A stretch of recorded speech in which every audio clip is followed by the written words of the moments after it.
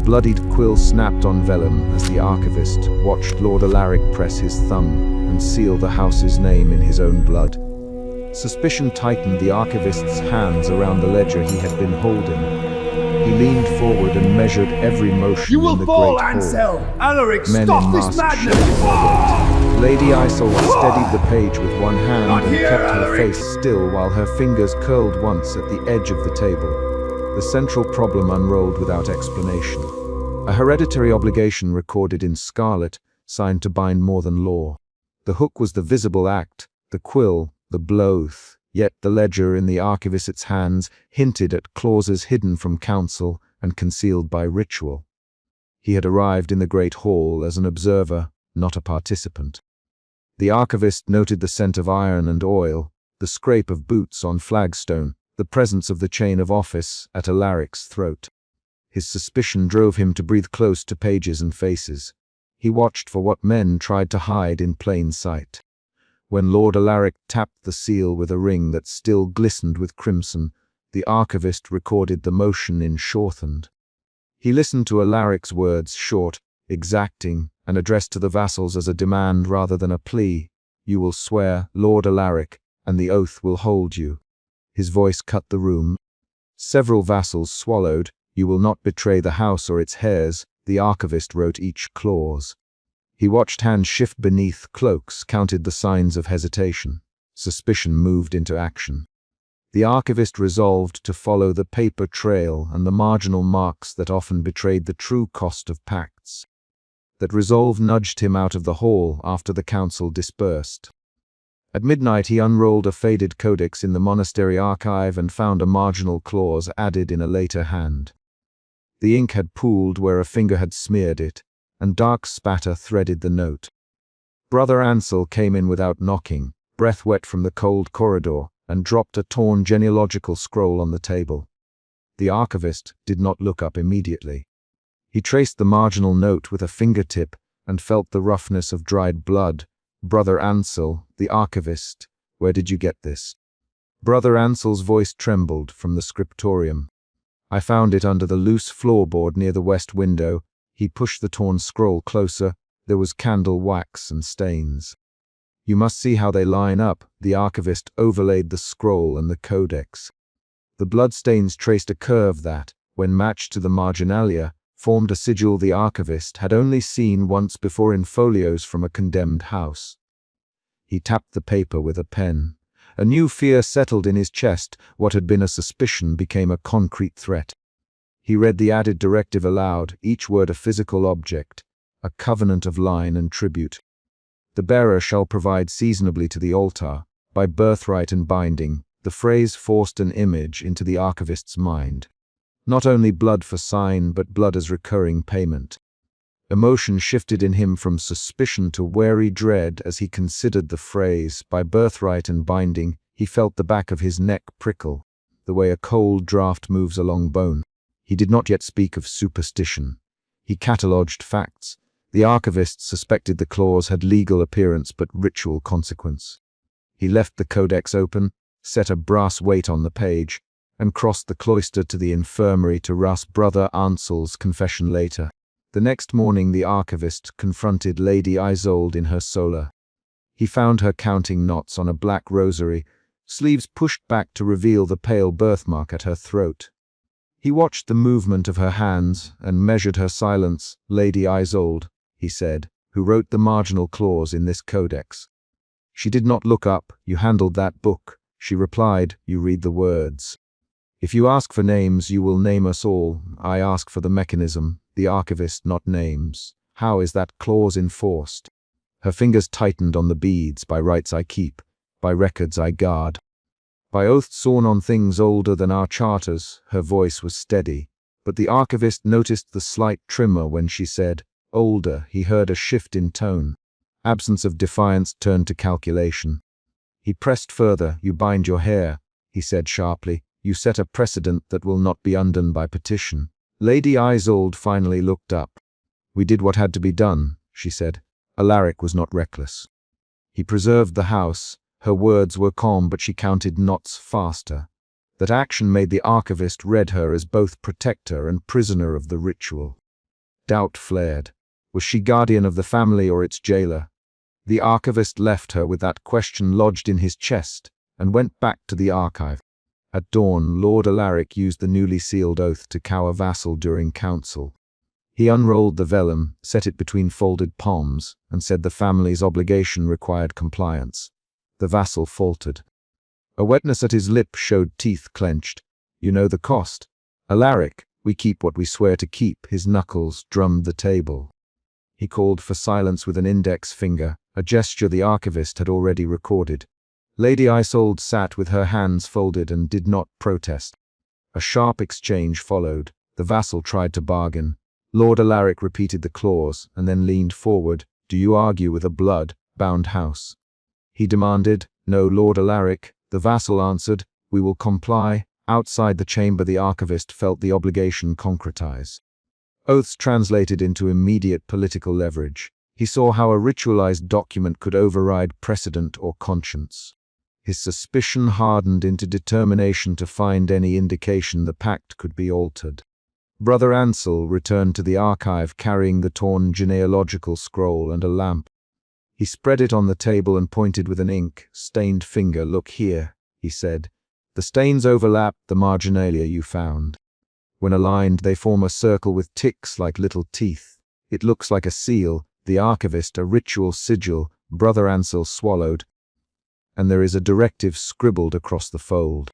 Offer yearly at the U. That phrase produced another emotion shift in the archivist, from dread to urgent resolve. He stood and pushed his chair back quickly, knocking the lamp until wax ran in a thin river. He had to act. Show me where this U is mentioned elsewhere, he ordered. Show me every mention of yearly offerings in family ledgers. Brother Ansel hesitated, then obeyed. They worked through the morning with brittle hands and whispered cataloging. Every time the archivist found a match, an oblique note in a marriage contract, a red dot beside a child's name, he felt a pressure coalesce. The pattern was specific. Not a single transaction but a requirement passed down generation to generation. The ritual had teeth. That afternoon Lady Isolde moved alone to a hidden chapel under the castle. She carried a small knife and an amulet with the family sigil. The archivist had followed on a different floor and watched her from a slit in the stonework. He saw how she set the amulet on the altar, unrolled a scrap of vellum, and began a counter-rite. He heard no chanting. There were only the scrape of knife on palm and the soft click of beads. She did not call for help. Her actions spoke. She intended to alter the burden by substituting something, perhaps pain or counter ink for the original clause. When the ritual concluded, it produced an ambiguous result. Lady Isolde staggered back, pale. She gripped the altar edge. A smear darkened the floor. She pressed a palm to her wrist where a delicate scar had not been there before. She breathed with a shallow hiccup and then gathered herself. The archivist stepped from the slit and confronted her. Isolde, he said, what did you do? She looked at him with a steady eye that trembled in the lids. I traded one thing for another, she said. I could not leave them, children vassals, to the promise of a knife in the dark. Her reply did not finish the explanation, and the archivist demanded, what did you bind in its place? She held out the amulet, a debt of silence, a weight for behalf and kin. She did not say the word curse. She answered with an action. She unclasped a ring and placed it on the altar, and the metal clinked like a small bell. That sound became a new clue. The archivist felt a slow collapse of certainty. Every attempt to counter the ritual adapted the pact rather than ending it. The discovery forced another external event. A messenger arrived with a sealed scrap for Lord Alaric. The heir stood on the border, awaiting the extension of the bond to his name. Alaric read, closed his mouth, and moved like a man who had decided. He called a pre-dawn convocation in the family crypt. The archivist, Brother Ansel, and Lady Isolde met him there. The cry of crows threaded the cold air. In the crypt, Lord Alaric prepared to extend the blood vow to the heir. He placed the vellum on a slab and opened the chest where signet rings were kept. The archivist inspected the arrangement of carved bones and family effigies. He felt the chapter peak in its designated place. Here the choice would be made. Tension rose into urgency. Each character's motives collided. Alaric, the archivist, you bind a child to this and you foreclose every option. Alaric's jaw tightened. The house will not fall, he said. We will be secure at what cost? Lady Isolde, ask yourself. Alaric, the exchange accelerated into a rapid confrontation. Alaric insisted on the oath. The archivist demanded proof of the clause's necessity. Lady Isolde pleaded for restraint. The back and forth played out in short, sharp lines. You will not risk the vassal's faith. Alaric, you will not risk an heir's life. Isolde replied. We have done this before, Alaric answered. We will do it again, not this time. The archivist. I will not record another blood pledge without truth. The argument produced 3 quick actions. Alaric reached for the ring. Isolde stepped between him and the slab, and Brother Ansel dropped to his knees and prayed aloud. The archivist grabbed the vellum and held it out. He spoke calmly and precisely. If this goes forward, I will write the full clause into the monastery rolls with every marginal note. That threat held legal and reputational weight. Lord Alaric hesitated. His fingers closed around the ring and then opened. A decision occurred. Alaric withdrew his hand and instead ordered a private burn of certain symbols in the antechamber. They burned a small number of crests and concealed the rest. The hair would not be bound tonight. The extension would be delayed and staged. The immediate political ruin was avoided, but the ritual logic had not been undone, merely postponed and rearranged. After the crypt, the household moved like people who had survived a storm, but had lost something in the wind. Some symbols were burned. A seal was hidden in a false bottom of a chest. Lady Isolde walked with a measured gait that suggested a weight carried in her shoulders. The archivist watched her and noted how she touched the pale birthmark on her throat now and then, a repeated action that spoke of private pain. He returned to the archive before morning fully lightened the sky. There he recorded the events in a new ledger. He altered certain marginal notes to obscure the exact wording that would allow another house to mimic the bargain. And he left a faint sigil intact in a corner of the page as a warning. He did not write the sigil large. He wrote it small and faint, a deliberate mnemonic. His hands were steady, but his breathing showed a contained tremor. He did not claim victory. He had reshaped the frame of the problem. Brother Ansel came by and placed the torn scroll beside the ledger. What will you do with it? He asked. The archivist tapped the faint sigil and said, Keep it between the pages where only careful eyes find it. Remember the offering at the yew and who asked for it. Brother Ansel nodded and picked up the lamp. He paused in the doorway, looked back at the archivist and asked, Will it come again? The archivist did not answer with abstraction. He answered with a concrete act. He closed the ledger, wrapped it in a cloth that smelled of cedar, and slid it into the shelf. Keep the shelf locked, Brother Ansel, he said. Leave 2 guards at the west window when the bell tolls at dusk. Outside, the castle bell began to toll for the morning hour. The household prepared its faces anew. The archivist left the archive with a plan to monitor the yew and the family's offerings, to catalogue every instance where paper and blood overlapped. He had shifted from suspicion to action and then to cautious stewardship. The chapter closed on a clear, concrete beat. The archivist closed the ledger, rubbed the margin where the faint sigil remained, and slid the book back into its shelf while the castle bell began to toll. The consequence was not solved. It had been contained for a moment by choices, records, and guarded knowledge.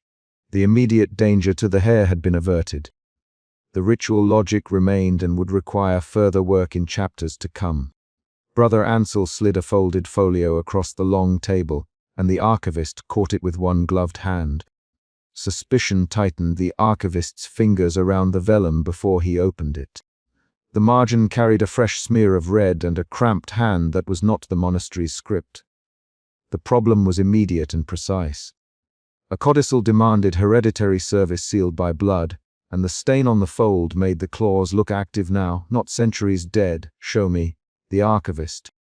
He spoke in the low, measured tone he kept for reading old accounts, but the sentence carried the sharpness of command. The scriptorium smelled of damp parchment and tallow. Lanterns leaned on scratched desks. A single rat scurried under the shelves and was abruptly still. The archivist flattened the folio with both palms and read aloud the looping name and the clause that named a due day and a household obligation. Brother Ansell's jaw worked. "I did not write this," he said. "I found it between a sermon and a rent roll." The archivist's suspicion hardened into doubt as he thumbed the fold and found the curve of a fresh seal. He had watched Lord Alaric press his thumb and seal the house's name in his own blood before. That image sat behind his eyelids, a concrete memory he could point to and summon at will. "You saw that too," the archivist. Brother Ansell nodded once. "I saw it before. I hid entries, they did not speak more in the scriptorium." The archivist made controlled movements. He traced the marginalia with the tip of a gloved finger. He set the folio into a folded chemis. He closed the chemis and slid it into his satchel. Each motion was an attempt to turn suspicion into evidence. Doubt shifted into alarm when he found the marginal calendar marks that converted the codicil into a scheduled extraction. The archivist, "This is not a family secret alone." Brother Ansell's mouth thinned. "It names another house, an external event." A scraping boot sounded in the corridor. A novice passed the doorway and looked at the dark window, then moved on. The brief arrival reminded both men that the monastery could not be treated as a private vault. The archivist left the scriptorium alone and walked the cloister toward the infirmary, where Brother Ansell insisted they meet again. He moved in measured steps, eyes on the flagstone, and the earlier images of a bloodied quill snapped on vellum returned with hard clarity. That previous event, Lord Alaric's thumb on the ledger, now took on new meaning. It felt less like a single violent gesture and more like part of a living procedure. The archivist's action was simple. He copied a single line from the codicil into his notebook and then tore the page from a spare folio. He tested his calm with a short breathing pause, and then left the scrap under a Bible as if it were a marginal note. Brother Ansell met him in the cloister with a vellum ledger under one arm and a candle stub burning low. "There is an entry in the church ledger, Brother Ansell. It names the due, show me," the archivist replied. They spread the church ledger on a wooden table. The archivist read the cramped line that used the household's formal name, alongside a phrase the monks used for tithes. "Payment due." The line gave the codicil an institutional backing. The church had recorded the obligation as if it were a scheduled contribution. Doubt became anger the moment the archivist considered the implications. He tapped the line with a gloved finger. "This is recorded like a tax." Brother Ansell swallowed. "They used the church to hide it." The archivist forced his face to stillness and asked the precise question that would force answers. "Who else knows?" Brother Ansell's eyes flicked to the window, and then back. "Some in the vestry ledger are named. Several household scribes. An allied house at that." The scope of danger widened. The story shifted from a private family right to a regional mechanism of control. The archivist felt his attention narrow to technique. How the obligation was concealed, who enforced it, and what count of lives it could claim. An external event occurred, footsteps on the stair, then a muffled knock at the outer refectory door. The archivist and Brother Ansell exchanged a look and closed the ledger. They moved to the monastery desk where a torn genealogical scroll lay half unfurled. The archivist had it at arm's length, and Brother Ansell pointed to writing in the margin. A house name, a set of calendar marks, and a cipher that matched the codicil's hand. "They keep copies, Brother Ansell. They catalogue the due." The archivist tapped the cipher. "It links the Montreals to Leicester, and to the manor in the east." A new emotion rose, constriction in his chest, that translated into sharper planning. Suspicion had seeded doubt. Doubt had become fear. He did not say the word fear aloud. Instead he drew up questions and organized next steps on paper. "We confirm the calendar, find the executor, and then decide whether to act publicly." Brother Ansell's reply was small. "We cannot act alone." They split the labor. The archivist would confront Lady Isolde with the codicil. Brother Ansell would search the vestry ledger and the refectory records for named executors and for dates. The action shifted them into different rooms and different kinds of risk. The archivist knocked once and entered Lady Isolde's private chamber without waiting for reply. She sat at a low table with a piece of embroidery on her lap and an amulet with the family sigil beside her. His entrance was abrupt, his gesture blunt. He set the chemist on the table and folded his hands. "Lady Isolde," he said, "there is a codicil." She looked up and registered the chemist like a professional who had catalogued many disturbances. Her face did not show surprise. Her fingers tightened once around the needle, and she laid the cloth aside. "You observed the oath," she said quietly. "I have read the codicil. It names a do. It bears fresh stain." Lady Isolde's hand hovered over her throat where a pale birthmark showed through thin skin. Her eyes slowed. For a moment her posture betrayed more than her speech. She lifted her chin, then lowered it. "Isolde, the archivist," using her name like a tether. She met his gaze. "We have kept the bargain. We've kept the house," the archivist pushed, "because confrontation must yield detail. Who pays? Whose life?" She closed her mouth and then said, "A relative of the house, not always the eldest." The codicil names a line, not a single name. His doubt shifted again, this time into a cold calculation. Could you refuse?" She looked at her hands. "How could I refuse? The household relies on the network. A refusal breaks alliances. A refusal kills more than one family." Her answer contained both practical calculation and a moral concession. The archive's suspicion was now tempered by the sight of deliberate choices. She had handled relics, she had run the rites, and she had carried the cost. An external event interrupted. A muffled trumpet from the courtyard, then a servant's hurried footfall on the stair outside her chamber. The sound announced a summons. The archivist left with nothing more than the weight of the chemist and a list of questions. He walked toward Lord Alaric's solar with the ledger on his mind, knowing a summons to the patriarch might change nothing, or it might change everything. Lord Alaric received him in the oil-lit solar with a bearable sniff of old wine and musk. He gave a curt nod and gestured to a chair. The air between them was arranged by power and ritual. "You work for my house, Lord Alaric," without preface. "You keep our records, I keep the records," the archivist replied. Alaric's gaze cut like a blade. "I wanted to thank you for cataloging the monastery donations. Your ledger saves us trouble." The archivist felt the words as a test. He answered with a measured fact. "The ledger shows entries I cannot reconcile." Alaric's hand found the heavy signet ring at his fingers. He tapped it once on the table, then "Reconcile, archivist. Reconcile and keep silence." The confrontation tightened. The archivist, "This codicil names a do. It binds your house." Lord Alaric's laugh was dry. "My house has always honored agreements. This is how we survive." They moved into a rapid exchange. Lord Alaric's lines were short and clipped. The archivist's replies were precise and unyielding. "You will not make a spectacle of us, Alaric. I will not allow a murder recorded as a tithe," the archivist answered. "You threaten the house by speaking like this, Alaric. You threaten the house by keeping this entry in blood," the archivist. There were 3 beats of silence. Alaric's knuckles drummed on the table, a warning. The argument ended with a threat softened into counsel. Lord Alaric leaned forward and said, "Know your place. The ledger orders survival. Keep the ledger safe. Keep faith with us." The archivist left with a clear message. The household closed ranks and would protect its mechanism. That message shifted the archivist's aim from public exposure to careful evidence gathering. He had hoped that a lawful unmasking would stop the practice. Instead, he found a fortified secrecy. An external event occurred. A snow-laden hawser struck the outer gate. The sound startled him. It punctured the quiet and reminded him of weather and walls. The midpoint reveal came at a monastery desk before dawn. Brother Ansel spread the torn genealogical scroll and the church ledger between them. Brother Ansel pointed to one of the calendar marks and spoke in a small, urgent voice. "The due is set for the saint's day after next," he said. "They choose days the church will not question." The archivist bent his head and traced the dates. "It is a pattern," he said. "They use feast days to mask movements." A new emotion rose.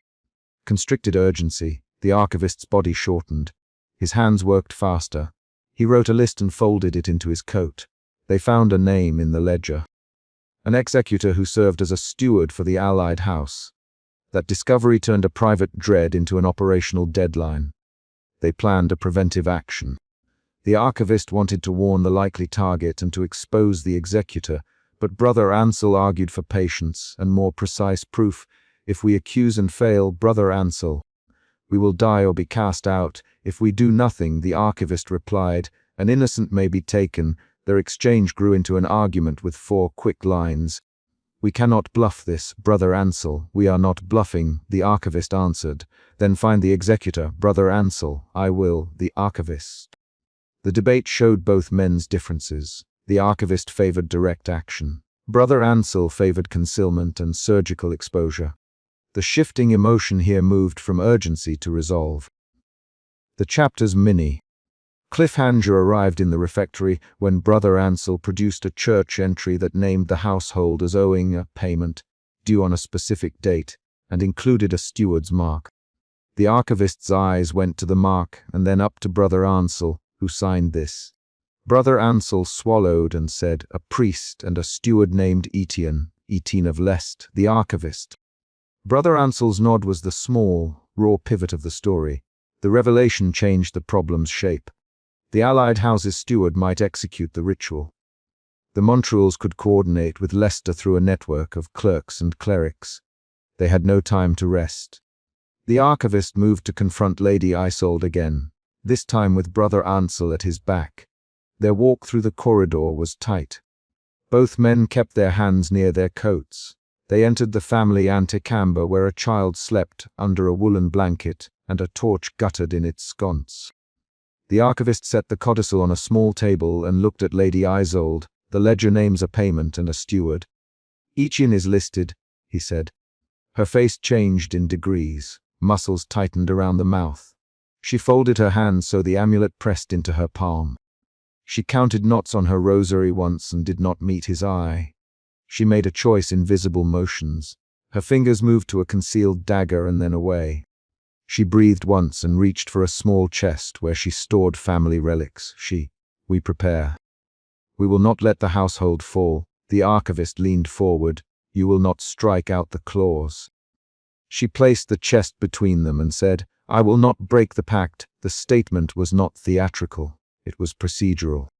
It shifted the power away from any hope of lawful restraint and toward ritual fulfillment. The archivist felt a precise anger and a new calculation. Law would not intervene if the household obeyed its own code. Night fell again and they heard feet in the courtyard. The climax assembled quickly. A midnight rite in the family chapel where Lord Alaric had forced a humbled relative to the altar. The archivist tried to intervene and was physically rebuffed. He stepped between the patriarch and the altar. Alaric's guard shoved him backward. Lady Isolde performed a quiet liturgical gesture with a ceremonial blade. The motion was small and irreversible. The relative at the altar did not cry out. His shoulders trembled, and he kept his mouth closed as if the habit of obedience had sealed it. There was no triumphant speech, no dramatic flourish, only the slow, concrete sequence of actions.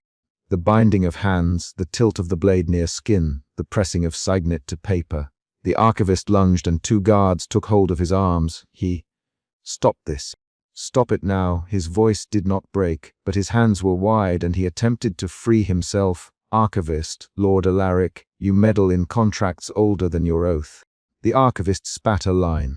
Contracts that kill are not laws. 3 rapid lines passed between Alaric, Lady Isolde, and the archivist. You will leave. Alaric, I will not watch this and remain silent.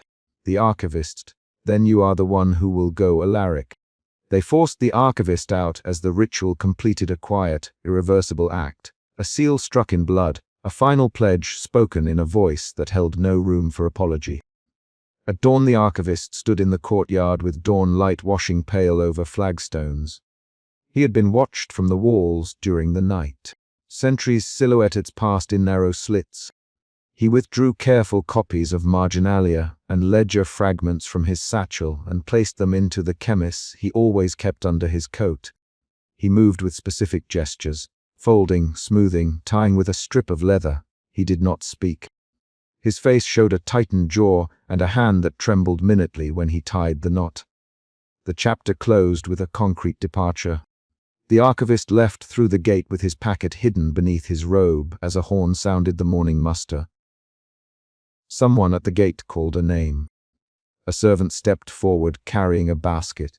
The archivist passed without meeting the servant's eye and walked toward the road that led back to the monastery's archive. The ledger's reach remained unresolved, and he carried its proof into the grey light, a burden he had chosen to bear in motion rather than in words. A wax seal split under the archivist's thumb as Brother Ansel hissed, "It's dated tonight." The archivist dropped the seal and the sound landed like a stone on cold flagstones. Suspicion burned behind his measured eyes. He had come expecting old ink and dry statutes, not a clause that named a life and a night. He flattened his gloved hand on the codicil and read the first lines aloud, careful of the letters, the household's due, the named branch, the appointed hour. The discovery forced the night's urgency into the open. The problem stood in plain terms. The pact demanded a blood due before dawn. That demand would decide who stayed and who left the family's protection. The archivist rose, ledger tucked under his arm. He moved with a scholar's economy of motion, but his jaw tightened. Suspicion pushed him toward choices he had avoided since the oath room. He had watched Lord Alaric press his thumb into the vellum in that earlier meeting. He had felt the quill snap clean of wood in the great hall. Those images reappeared as facts, not impressions, and they guided his next steps. They left the crypt by a narrow stair, the archivist in front, Ansel behind with the codicil folded in a linen. Chapter 1 had ended with a bloodied quill. Chapter 2 had ended with a folio slid across a table. Now, at midnight under the nave, a clause named a person for this year. The archivist's pace tightened. He smelled damp stone and the iron tang from old torches. He carried his ledger, not as an object of record now, but as a weapon against omission. Brother Ansel kept glancing at the fold. "The seal is old, but the ink is fresher than the wax," he said. His voice trembled a measure. His hands were stained with ink from earlier copying. "The date is clear," he softened the line with a whisper. "But the meaning did not change. Read it again." The archivist replied. He did not ask for reassurance. He wanted the words laid bare. He found the clause naming the branch. He found the line that permitted substitution only by explicit renunciation. He felt a second motion of suspicion, as if the ledger hid another face. They carried the codicil into the chapel antechamber where a single candle burned. Isolde kept the sigils locked in her chest. She kept the household's rights in a trunk beneath her bed. Now she came into the antechamber with her veil tucked under her arm. She smelled of cedar smoke. Her hands were steady, but her knuckles were pale against the amulet. She had seen blood in the great hall before. She had tied her life to that blood. She did not look surprised to see the archivist, Lady Isolde. "The archivist, this name's the ward for tonight." He laid the linen on the table. His voice was low. He spoke with the rhythm of someone who had to keep every listener clear of ambiguity. Isolde read. Her fingers trembled as she traced the sigil margins. She did not sound like the woman who counted knots in a rosary. She sounded split. "Which branch?" she asked. "The younger line of the Du Montreals, Brother Ansel." He could not hide his shame. "The one with the signet stolen last year." Isolde closed her mouth. She pressed her palm to the birthmark at her throat and did not ask for time. She did not delegate the matter. The archivist watched her make that small, decisive movement and understood a change in leverage. Suspicion folded into calculation inside her features. They took the codicil to the archive room. The archivist spread the ledger on the vellum desk and began cross-referencing clauses with a sharp, steady hand. He found a marginal amendment written in a cramped hand he recognized from an older folio. It permitted substitution only by explicit renunciation, that detail appended plans. The named ward could not be replaced except by someone formally renouncing their claim in front of witnesses. It cannot be broken by simple decree. The archivist. His voice carried no plea, it carried a fact. Brother Ansel looked up. "So this is fixed?" he asked. "Only by renunciation," the archivist answered, "or by the exact terms of the codicil, which I cannot yet pass as granting any other option." The discovery pushed the household into motion. Isolde ordered a hidden sigil to be prepared in the chapel. She spoke in short commands: bring clean linen, burn the old incense. Do not let Alaric know until I say. She hid the urgency behind ritual precision. Her manner contained both protection and dread. An external event arrived. A servant knocked at the door and announced that Lord Alaric requested an immediate council. The sound of his summons altered the air. The archivist closed the ledger. He felt two emotional currents shift, suspicion to urgency, quiet resolve to alarm. He collected the codicil and followed Isolde upstairs. Lord Alaric sat in his private chamber, mantle thrown back, signet on his hand. He had the deep voice of a man used to commands taking effect. The archivist presented the amendment. Alaric read only a line before the color drained from his face. He replaced it with a civic calm. We hold the pact, he said. We do not bow to whim. If the terms name a ward, we will obey the terms. He tapped the ring on his finger. His knuckles made a soft metallic click against the desk. Lord Alaric, Isolde. The amendment names a branch with no immediate heir. The codicil allows renunciation only in writing. Then prepare the rite. Alaric cut in, prepare it at once. We have enemies who would see our weakness. We will not appear weak. Isolde met his eyes. Her mouth flattened. She did not counter him with words. She made a decision that did not leave the room with the same composition of power. The archivist watched her weigh the household against the named clause. He felt an emotion shift again, from alarm to a cold defiance that tightened his throat. Back in the chapel, Isolde supervised the sigil. She embroidered by lamplight, thread pulled with the rhythm of a practiced hand. Brother Ansel knelt to arrange candles, and his breath came in small sighs. He murmured a prayer and then stopped. He had confessed once to the house's complicity. He now confessed to the archivist in a corridor. I did not intend this, Brother Ansel. I copied the ledger because I was told to record, not judge. But now, his voice failed. He pressed his fingers to his missing tooth as if that gap could explain everything. You made a choice when you brought the folio to me. The archivist him. You can make another. The archivist's tone held neither triumph nor condemnation. It contained a proffered alternative. Brother Ansel's hand shook. I cannot renounce what is not mine to renounce, he said. They rehearsed the ritual steps in measured lines. Each action produced a visible reaction. The candle's flames bent from drafts. The archivist recorded every detail in his ledger. He wrote not as a priest, but as someone who needed a future exact record. His handwriting tightened. Each stroke registered as action. Isolde's private council with the patriarch followed. Alaric insisted that the pact was the family's currency. He spoke correction into every sentence. We hold titles because we keep our promises, he said. If we stray now, others will take our lands. If we do not honor the codicil, what are we? His voice did the work of narrowing options. Isolde answered with small, fatal phrases. If you demand the right, you will force blood into the household again. If you demand blood, you will make murder of us. Her voice broke on the last word and then steadied. She did not turn the argument into rhetoric. She set it into a tangible choice with consequences that could be enumerated. Alaric's reply was to drum his knuckles on the table, then weigh that cost against exile and loss of vassals. Which will you choose, Isolde? He put the burden into a ledger of power. The question itself served as a threat.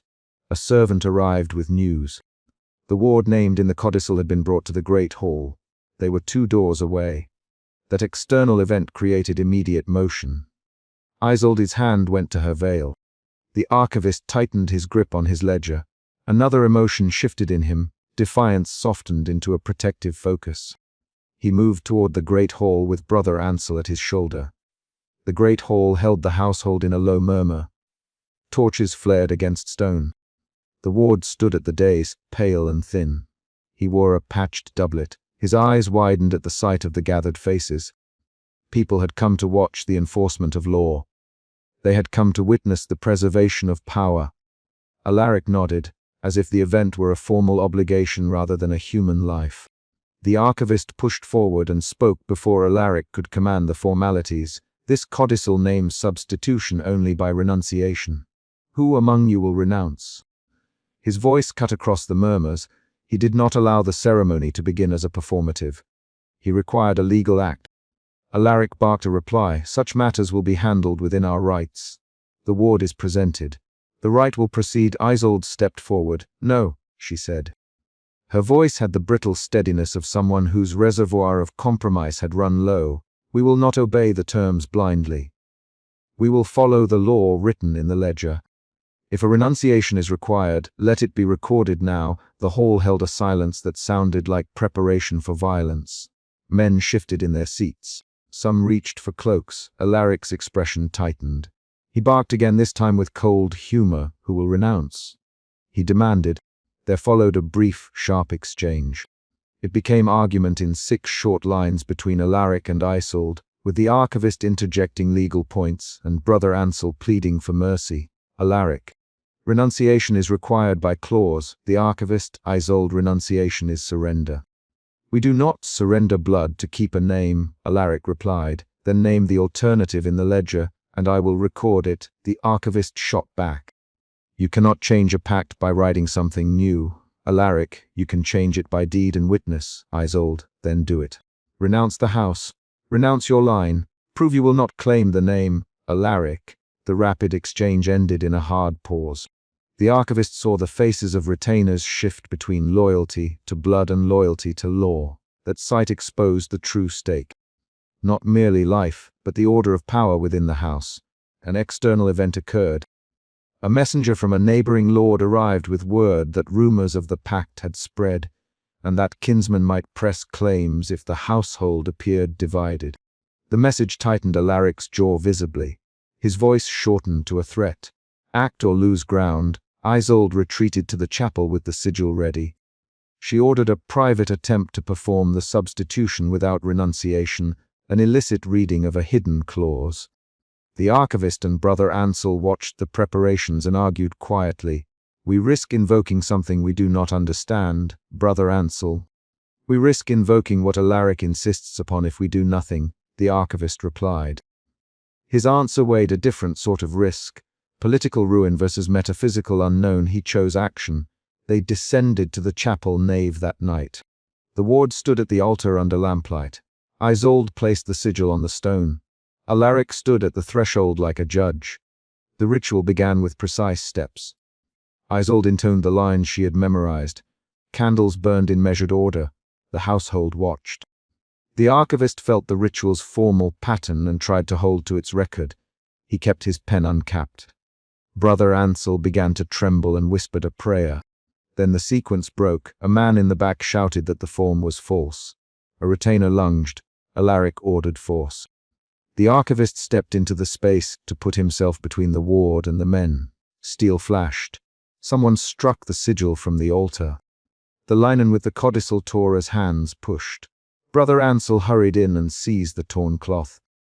The archivist's ledger landed on the flagstone and opened to a page where he had copied the marginal amendment.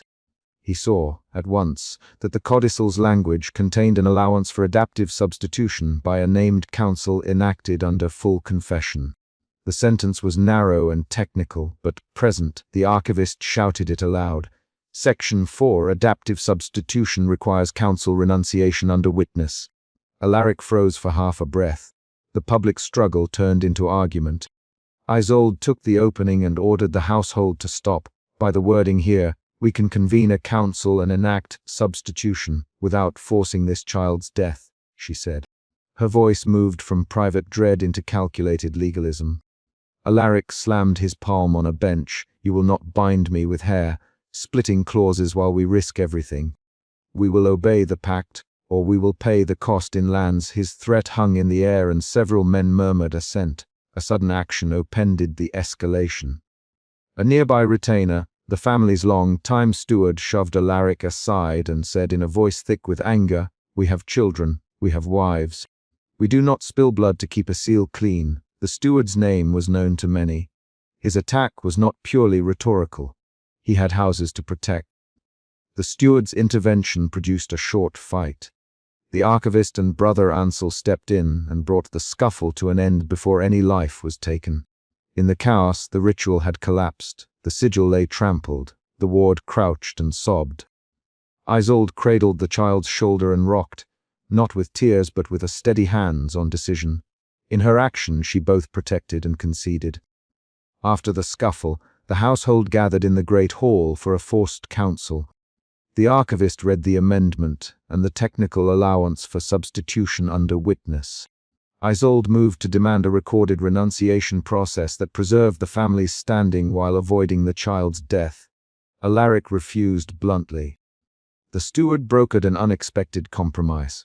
A timed renunciation ceremony to be held publicly with witnesses, coupled with formal cession of certain minor holdings. The compromise preserved the Signet's face while shifting the household's burden onto property rather than blood. Isolde accepted with a small nod.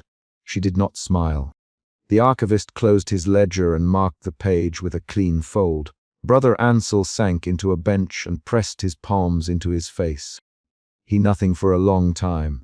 The house had avoided killing tonight, but not without cost. In the dim hours before dawn, the archivist sat alone and wrote the night's record in his study. He recorded the torn codicil, the amendment citation, the steward's intervention, and the council's compromise. He wrote the names of those who had spoken and those who had struck. He wrote precise motions so that the record could serve as a law and a shield. As he wrote, he realized the codicil's language allowed adaptation. It permitted the pact to survive by transforming the type of due it demanded. That transformation was itself a new danger. It would let the house continue, but it would let the pact mutate. The archivist's hand hovered over the final line. He felt a quiet dread, practical and specific, not abstract. The household would now be cursed by legal maneuvering rather than ritual blood, and that would create long, quiet cruelties that would test loyalties and appetite for sacrifice in different ways. He closed the ledger and blew the wick out. The candle guttered and left the room dark, except for the weak moonlight through the shutter. He set the codicil on his desk and laid his pen across it. He had resolved the immediate violence. He had not removed the pact's demand. He had not abolished the ledger's authority. He had only changed its terms. The final, concrete beat arrived as a knock at his door. Brother Ansel stood in the doorway, eyes red from sleeplessness. He spoke, and his words were small and tight. The steward will draft the renunciation articles at first light. Isolde asks you to witness. She also asks, he paused and swallowed, she asks you to write the account that ties this night's events to the household's records, so future men cannot pretend ignorance. The archivist rose and lifted the codicil. He nodded once. He took up his ledger. He understood that his choice now would bind the household differently than a drop of blood could. He set the codicil under his hand and moved to the desk.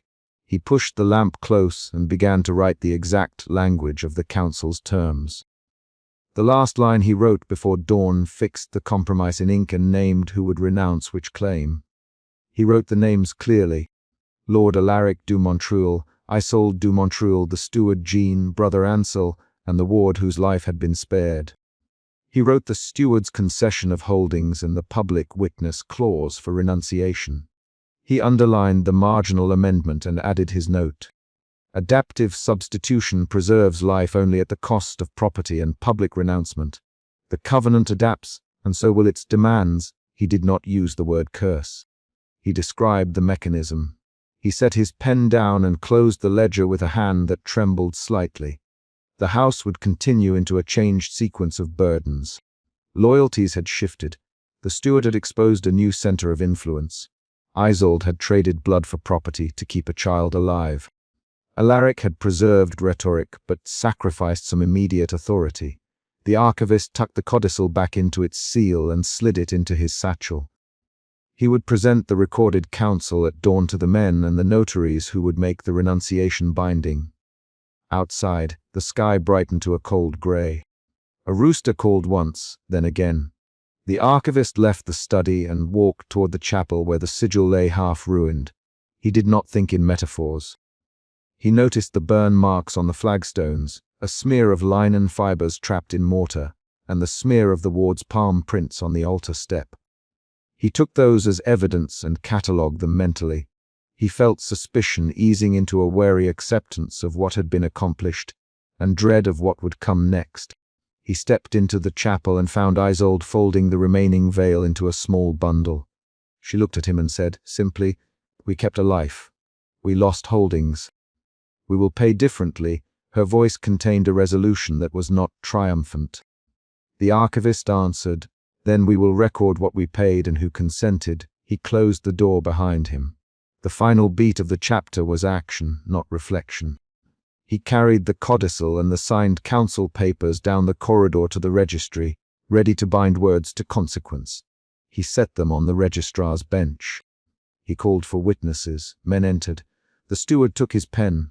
Isolde stood beside him and Brother Ansel sat nearby and placed his rosary in front of him. The archivist stepped back and watched each signature scratch on the parchment. He kept his ledger open to the marginal amendment and watched details become law. His hand did not tremble now. It recorded with a steady accuracy that would be proof against later denial. When the last name came, the archivist closed the ledger and looked at the faces before him.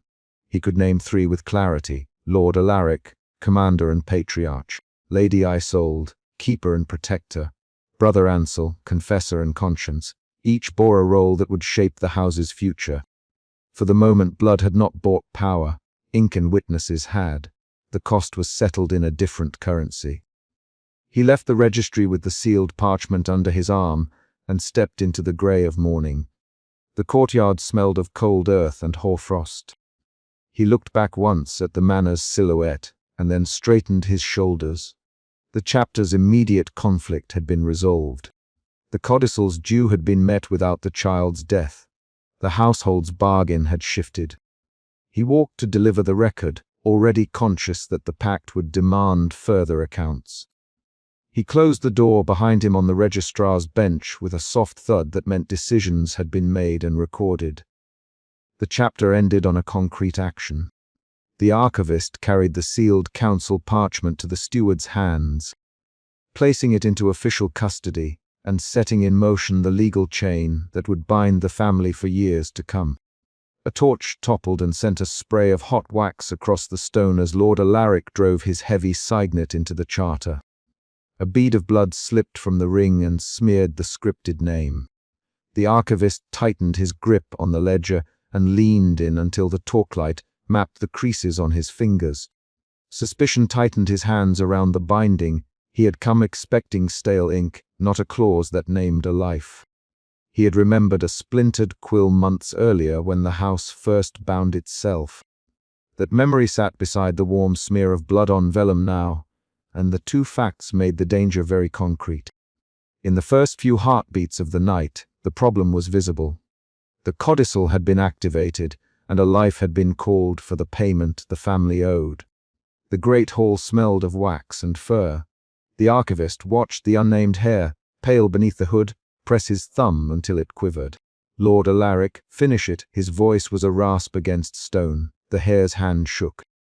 The archivist closed his fingers around the ledger to steady himself and to hide the trimmer from others.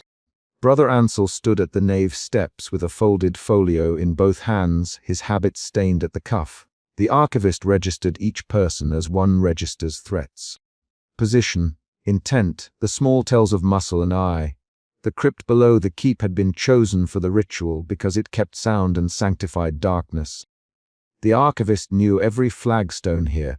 He had catalogued its altarpiece and noted the patch where a candle had burned the mortar years ago. He could not attribute the presence of the codicil to accident. Doubt flared next. Had the codicil been triggered deliberately tonight to consolidate power? He had catalogue entries that suggested manipulation. His jaw tightened. He set the ledger on his knee and turned its pages like a surgeon checking a wound. A man in a feathered mask shifted near the stone bench. Lord Alaric tapped the table once with a gauntleted knuckle. "You will bind us, or you will lose us," he said. His eyes cut to the hair.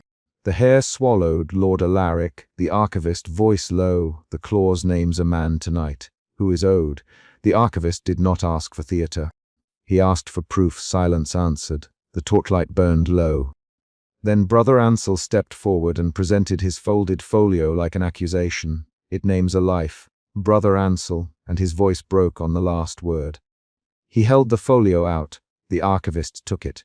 The red stain at the fold aligned with the seal, fresh wax warm. The archivist recognized the split seal he had handled weeks earlier. He felt the sting of that memory and reached for a margin note he had written in his own hand. Brother Ansel's hands trembled so visibly that he wrapped his fingers around the folio to hide them. "It is dated tonight," he said, and the sentence landed like a stone on cold flagstones. The hare's shoulders clenched, Lord Alaric's mouth flattened, and his fingers drummed once, twice. The tension moved in small mechanical ways. A finger, a throat clearing, the scrape of a stool. The archivist's suspicion moved into calculation. If the codicil named a life, the house would be forced to deliver someone. He shifted the ledger so the torchlight struck the nearest entry and turned pages until marginalia blinked up at him. He found a small annotation in an older hand that Brother Ansel had not noticed. The archivist mouthed the letters and felt the blood slacken in his arms. The marginalia described an elder rite, procedural and spare, that could redirect the codicil's named obligation if performed by a holder of the household's women's rights. That meant a lufal, a procedural back route that did not cancel the debt but could transfer it. Hope and dread moved in the same breath.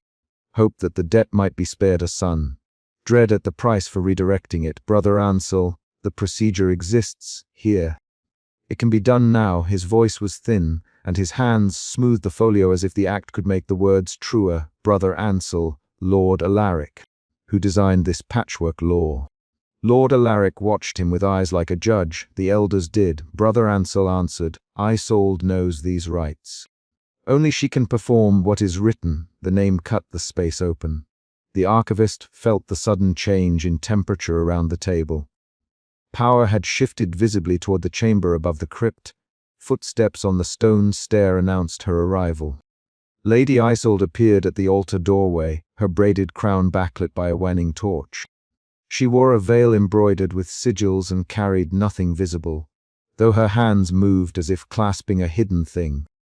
Her voice was steady. I will do what the ledger allows. Lady Isolde, I will accept the redirection. Her words were small, but they broke the room into new arrangements. Lord Alaric's jaw tightened until the filigree scar along his cheek stood out like a white line. Isolde, you cannot trade the line of succession for a ritual song. His tone was a command. Isolde did not look at him. I can perform the rite, she said. I learned it when my mother taught me the counting knots. I have kept the amulet. I know the pattern. The archivist watched her fingers count an invisible rosary. Her posture changed. The small tremor of grief in her hands was not for the hair, but for the ledger itself. In that instant the archivist felt his own feelings bend. From suspicion into a new, sharper worry. He had suspected manipulation. Now he suspected a deliberate exchange. Isolde offered to take the metaphysical burden to preserve succession. That meant sacrifice. He could see the way her eyes refused to seek Alaric's.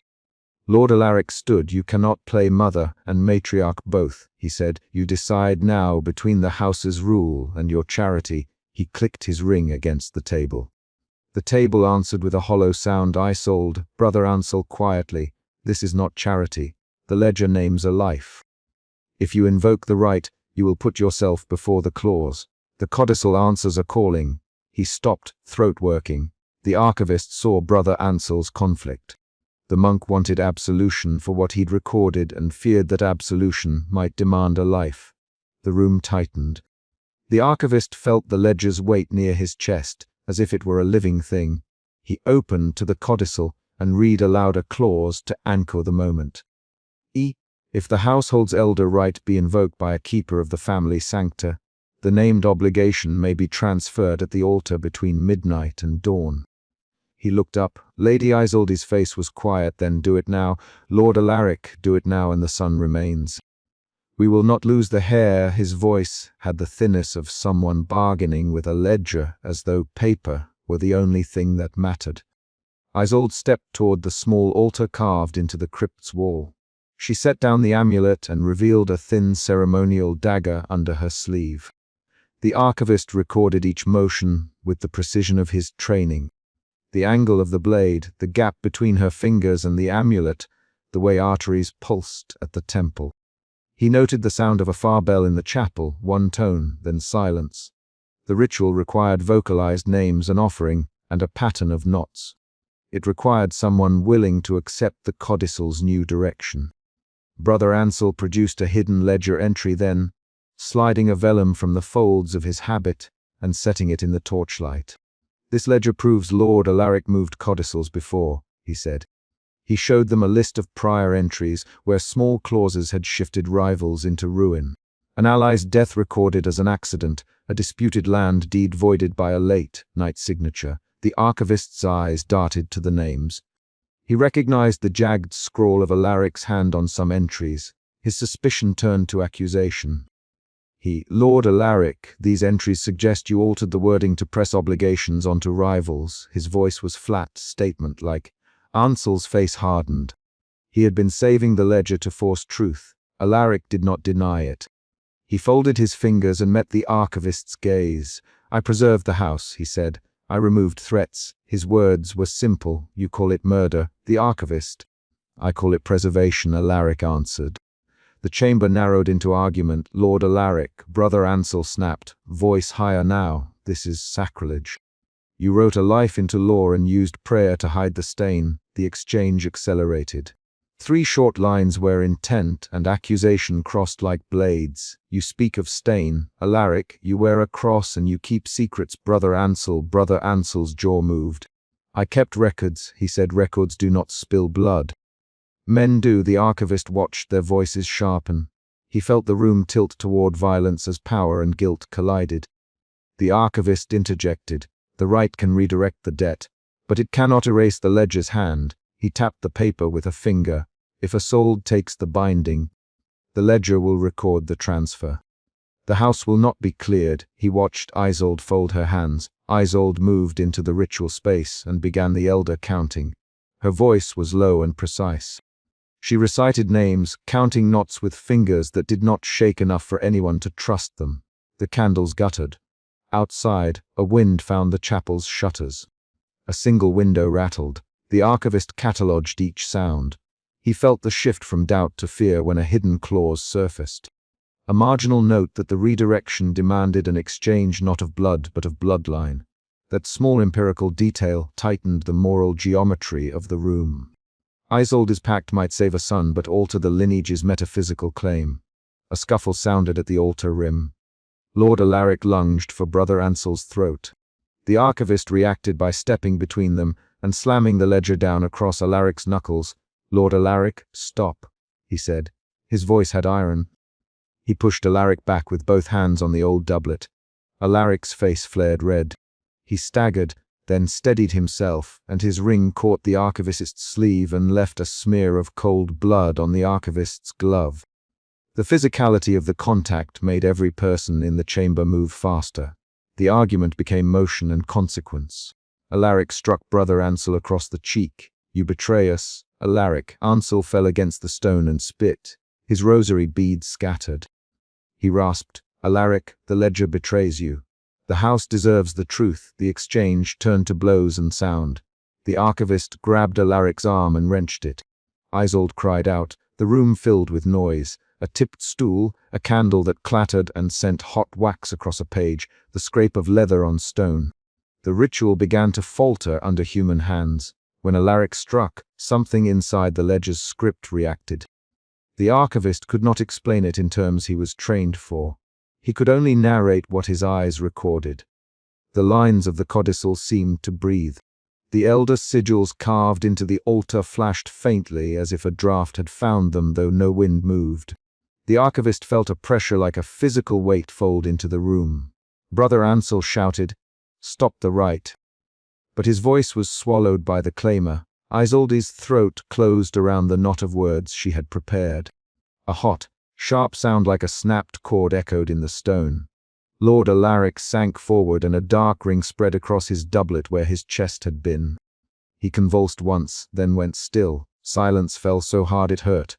The torch flame shivered. The archivist moved closer, fingers numb, and searched for a pulse. There was none. Brother Ansel fell to his knees and vomited, because the sensory evidence demanded a bodily response. Isolde's hands unclenched, and her face emptied of color. "Lord Alaric." The archivist's voice came out thin. He had seen the ledger name a life, and then watched the clause return the debt in a way the house had always feared. The covenant, once activated, had taken its due. For a moment nobody spoke, then a small sound. The soft rustle of vellum as the archivist flipped the folio to the codicil. The marginalia still promised redirect, but warned of collapse if the rite was interrupted by violence. He read the last sentence aloud because it was evidence.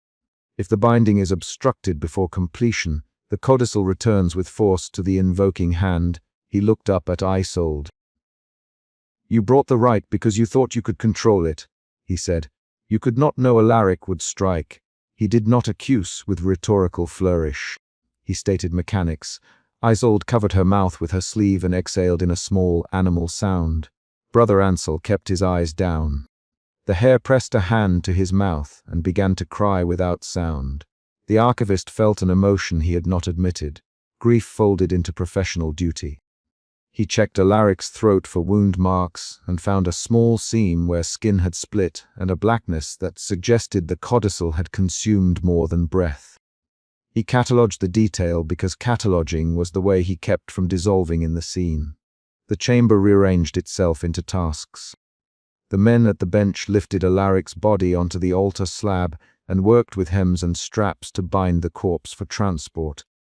Brother Ansel gathered his rosary and spoke a prayer in a quick, clipped rhythm that was half contrition, half direction. Isolde sat on the stone step and counted knots on her embroidered veil until her fingers bled faintly and did not feel it. The archivist closed the ledger on the page that recorded the attempted redirection and set a new folio aside for his own entry. He found his hand reaching for a sealing wax pouch. He felt the shift from horror into method. He must record the truth. Outside the crypt, a sentry knocked on the chapel door. A voice asked for entrance. The archivist called back, "Wait, seal the outer gate." "No one leaves." He did not say the reason aloud. There was no need. The house needed containment to ensure no one else paid more than was required. He wrapped Alaric's ring in a cloth and placed it beside the ledger. The ring's blood matched the smears already noted. He wrote in terse strokes, "Lord Alaric du Montreal, death during attempted redirection of codicil exai prescars uncertain. Alaric struck Brother Ansel, binding collapsed." Isolde invoked partial right. See attached folio. He signed with his own mark and pressed it with warm wax. Brother Ansel's hands shook as he offered testimony. Alaric altered codicils to remove rivals. He said again, "I recorded what I saw. I did not make his hand. The ledger is the ledger." His voice slid between confession and defense. The archivist looked at him and said, "Brother Ansel, you will write the sequence for the chapel registry. Make the entries plain. Who moved, when, and by what signature?" Brother Ansel nodded. He obeyed like a man taking pen to heel. He bowed his head and began to write. Isolde stood after a long moment. She touched Alaric's forehead and closed his eyes with a gentleness that had saved no one. "I meant to save them," she said. Her voice was a bare thread. The archivist stepped close. "Lady Isolde," he said, "you diverted the debt. The house endures, but with this cost. What do you want recorded?" She looked at him for the first time and answered in a voice that cut stone with its clarity. "Record that I invoked the right to spare the hare. Record that I accepted the transfer. Record that Alaric struck before completion and was claimed by the covenant." She paused and then added, "Record who did what." The archivist nodded. He would not hide names. He had the ledger to keep truth. They wrapped Alaric's body in a black mantle and carried it upward. The movement was mechanical and necessary. The archivist walked behind the stretcher and watched the blood darken the stone where Alaric had fallen. The hare did not come forward to touch his father's face. He watched from the doorway and kept his distance as though the ledger's call might still find him. Brother Ansel whispered prayers while his lips moved in a pattern the archivist had heard before, a petition to keep records clear and to keep souls accounted for. At dawn, the archivist sat at his desk above the chapel. He opened a fresh folio and began to write the night's events in strict order, each sentence an action, each margin note a cross-reference. He wrote, "Midnight, crypt. Activation of codicil exii. Lord Alaric pressed signet. Named obligation declared. Brother Ansel presented folio dated tonight. Lady Isolde invoked elder right. Ritual interrupted by violent assault from Lord Alaric. Alaric died during collapse of binding, hair preserved. Ledger entry attached. He sealed the page with wax and pressed his brass monocle into the impression. He felt the ledger's weight in his lap and something else, responsibility. A new problem arrived with the sunlight. What to do with the ledger itself? The archivist could publish the entries to the manor's stewards and risk igniting a civil hunt. Or he could enter the truth with Alaric's body and let the house continue with its hidden knowledge. The decision was not rhetorical, it demanded action. He wrote a second page, more personal, in smaller hand. An account for the private chest only, naming Alaric's entries that indicated manipulation. He enumerated dates, signatures, and marginal changes. Brother Ansel hovered by the door. "Will you give it to the abbey?" He asked, "Will you bring this to the bishop?" The archivist folded the second page and looked up. "No, Brother Ansel, the archivist, I will place this in the private chest above the chapel and seal it with my mark. I will not publish it without counsel from an elder outside the house. The ledger must not become a weapon in a quarrel it helped to cause." He set the folded folio into the chest and closed the lid. He thought of words like justice and consequence, but refused the abstraction. He placed the wax seal over the chest's lock and pressed his thumb into the hot wax, leaving his mark where his measured hand would later be proven wrong or right by events to come. Brother Ansel met his eyes. "You hide the ledger," he said. "Is that preservation or collusion?" The archivist answered with the concrete action he always preferred. "I will write a second copy for the abbey, redacted to remove procedural details that enable codicils to be misused. I will present the redacted record under oath. I will petition for an external review." He would act through documents and procedure because that was how he shaped outcomes. Isolde approached and placed the ceremonial dagger into the archivist's hands. Her fingers were steady now, though they bore the faint bruise from the night's violence. "Keep it safe," she said. "If any night returns like this, let it be with fuller truth." The archivist slid the blade into a wrap and stored it with the ledger. He wrote one final line in the private folio. "Ledger closed, oath unresolved. The house's metaphysical scar endures." He did not make pronouncements of fate. He recorded fact and choice. Before dawn had fully broken, the archivist locked the chest and carried the sealed ledger down the narrow stair to the crypt threshold where the body lay wrapped. He set the wrapped book beside Alaric's head and pressed a small scrap of vellum into the wrappings with his own mark. He spoke once, plainly. "This ledger will remain with the family until external counsel is arranged." Brother Ansel knelt and held the corner of the mantle. Isolde smoothed the cloth over Alaric's face. The hair finally stepped forward and laid a hand on the wrapped bundle. He did not speak. The archivist closed the crypt door and turned the key twice. He felt the lock resist like a living thing. He walked back to his study, sat, and then catalogued the night's wounds as if they were specimens. Where the blood had fallen, the locus of the broken seal, the exact phrasing that had permitted the codicil's activation. He made marginalia that were not for public light. Questions about who had advised Alaric, whether external parties had profited, whether an older lineage custom had been misread and weaponized. He did not indulge in rumination. He recorded actions to be taken. At noon, he sent Brother Ansel with a sealed message to the abbey, a request for an arbitrator and a copy of the redacted ledger. He Isolde to convene the House Council in 7 days and to prepare formal attendance lists. He instructed the heir to remain within the keep under guard until the abbey's envoy arrived. Each instruction was an action that shaped the house's future. Each instruction carried a moral weight the archivist had avoided in writing, but could not avoid in doing. That evening the archivist returned to the chest, opened it, and read the private folio again. He touched his thumb to the wax impression he had left and tasted, in memory, the metal tang of blood that had stained Alaric's signet.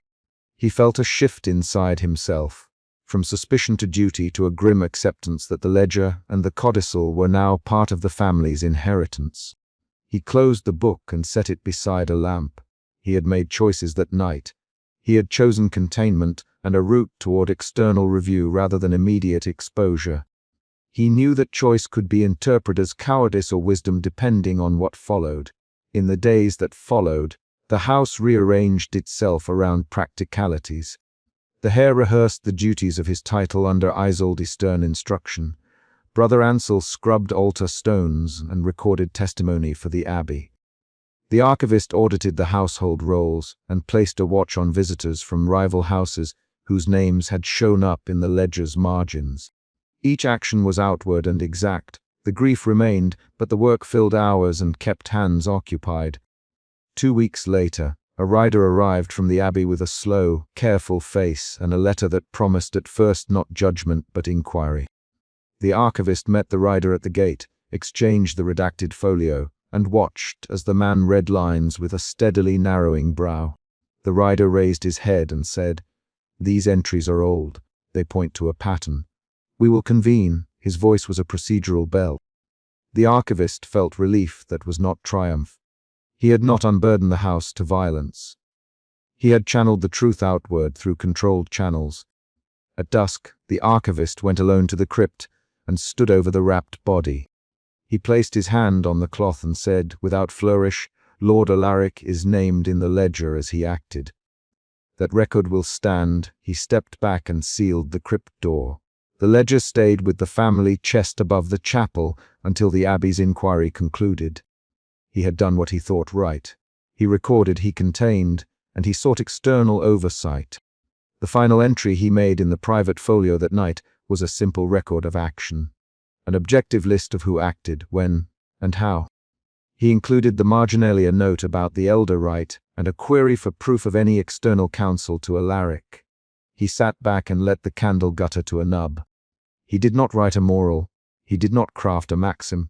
He wrote the next steps: the abbey's name, the date of the council, the list of witnesses. He signed with his mark and sealed the folio. The ledger remained closed. The household would bear its scar. The archivist had chosen the concrete path: to place the ledger under lock, to call for an external review, to preserve evidence, to protect the Herr. He left the sealed chest beneath the chapel's beams and climbed into the stair to his study. The dawn the next morning would bring new visitors, new questions, and the slow work of adjudication.